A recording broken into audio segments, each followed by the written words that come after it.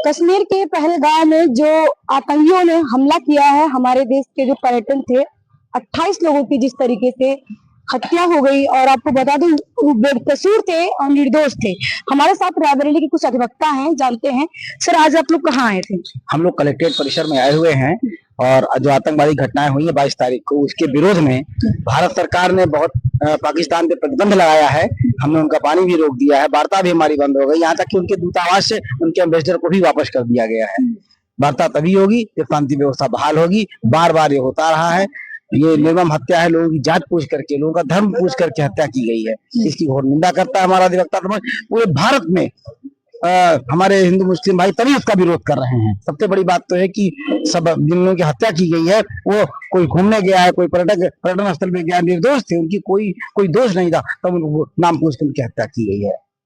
आपका नाम क्या है? सुशील कुमार श्रीवास्तव, एडवोकेट, अध्यक्ष रायबरेली कलेक्टर रायबरेली। इतनी बड़ी घटना हो गई, आखिर चूक कहाँ पे हुई? कहाँ से सरकार से चूक हुई? सरकार से चूक का मतलब है उन्होंने वहाँ कोई सुरक्षा व्यवस्था नहीं लगा रखी थी और आतंकवादियों के वैसे भी पहले से हौसले बुलंद रहे हैं। यहाँ तक कि इससे पहले कई घटनाएं की जा चुकी हैं और सरकार उसे सतर्क रहती है। लेकिन जिस तरह हमारे पर्यटकों से पूछ कर गोली मारी गई है, वो इतनी बड़ी दर्दनाक घटना जिसकी बयां करना मुश्किल है। क्योंकि एक हमने नवविवाहिता जोड़े से वो हमने अखबार में देखा, टीवी पे देखा, मोबाइल पर देखा, उसने कहा कि मैंने अपने आदमी को बताया कि फला है, तो उनको गोली मार दी। यहाँ तक कि लोगों को कपड़े उतरा कर प्राइवेट पार्ट चेक करके गोली मारी जाती थी। ऐसे हमने समाचार देखे हैं और समाचार पढ़े हैं। ऐसी घटनाओं को हम लोग निंदा करते हैं कि चूंकि हमारे आतंकवाद को बढ़ावा देना हमारे देश खतरे के लिए है। इसलिए कभी भी कहीं भी घटना को घटा सकते हैं। जिस तरह पहलगाम की घटना है, इस तरह भविष्य में ऐसी कोई घटना ना घटे। यहाँ तक कि जिस तरह उन्होंने मारा है, ये पहली घटना हम लोग देखने में आ रही है।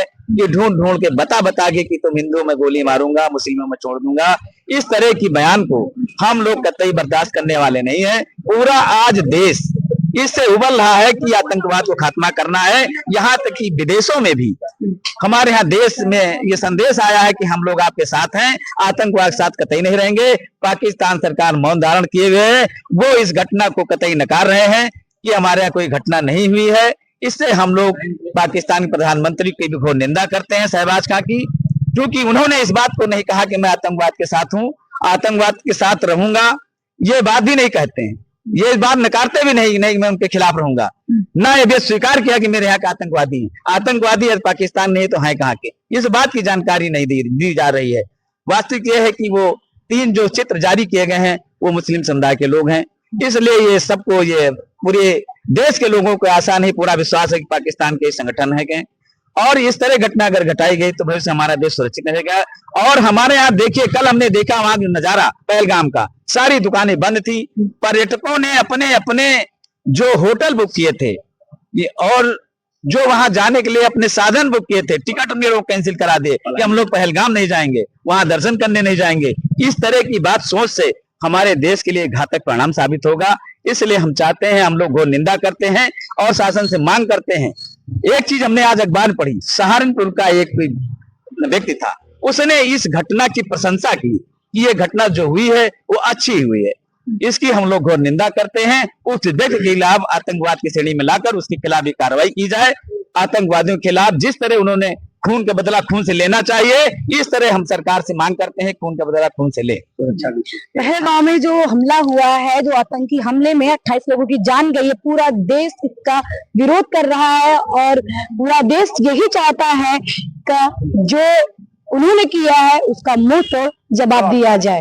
देखते रहिए IANN न्यूज़, नीलम यादव के साथ। नमस्कार।